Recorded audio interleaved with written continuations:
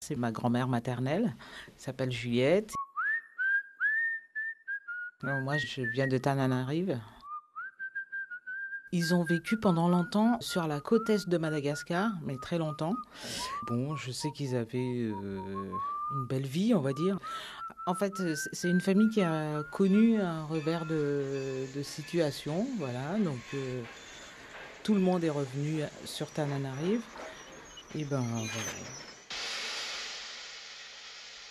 Ce revers de fortune était mal vécu par tout le monde, je pense.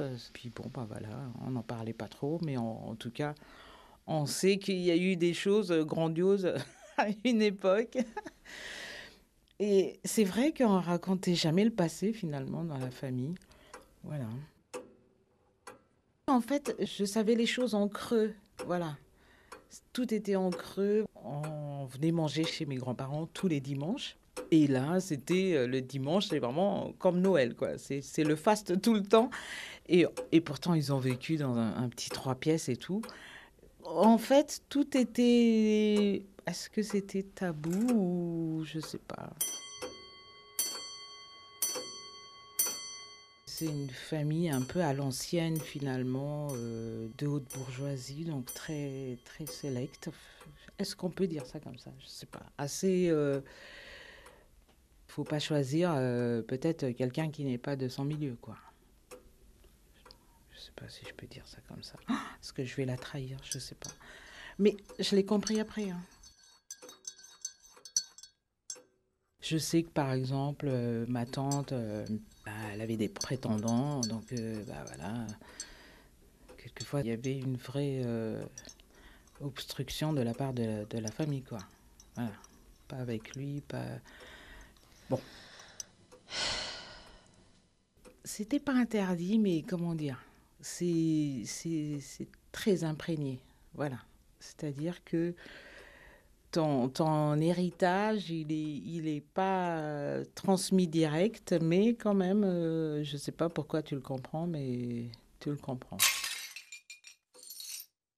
Maintenant, tous les petits-enfants, ils sont mariés avec des Français.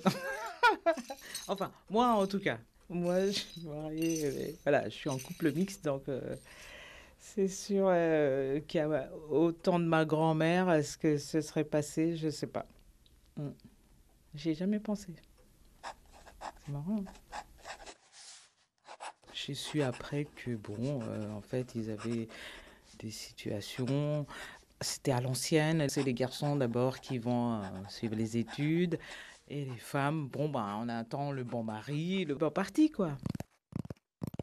Et donc, il y a eu des filles de la famille qui ont été sacrifiées comme ça parce que bah, il fallait que l'aîné des garçons aille le plus loin possible à faire les études, etc. Donc,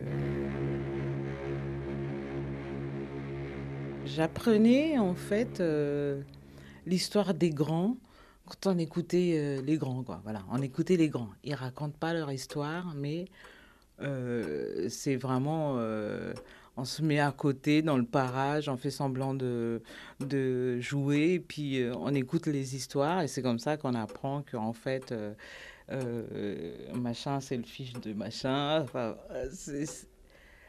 voilà, tout était en creux. Vraiment, ça je ne sais pas si c'est dans toutes les familles, mais en tout cas, dans la mienne, c'était, il n'y avait rien de, il n'y avait pas de transmission directe, en tout cas. Elle donnait beaucoup de conseils, voilà, hein, fais pas ci, à l'école, bon, les devoirs, etc. Oui, oui, c'est vrai, c'était comme une mère. Bon, elle n'était pas vraiment dans le concret du quotidien à l'école, etc. Mais bon, c'est des lignes générales, quoi, on va dire. Voilà, il faut bien travailler à l'école, voilà, attention à tes fréquentations.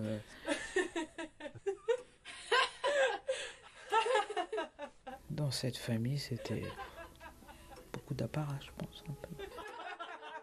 De quoi on parlait avec ma grand-mère? Bah, de la vie quotidienne, bon, voilà, les hommes, qu'il faut les choisir. J'ai des souvenirs très vifs, des moments passés avec elle, mais c'est vrai que qu'est-ce qu'elle m'a transmis concrètement, je suis incapable de le dire au final.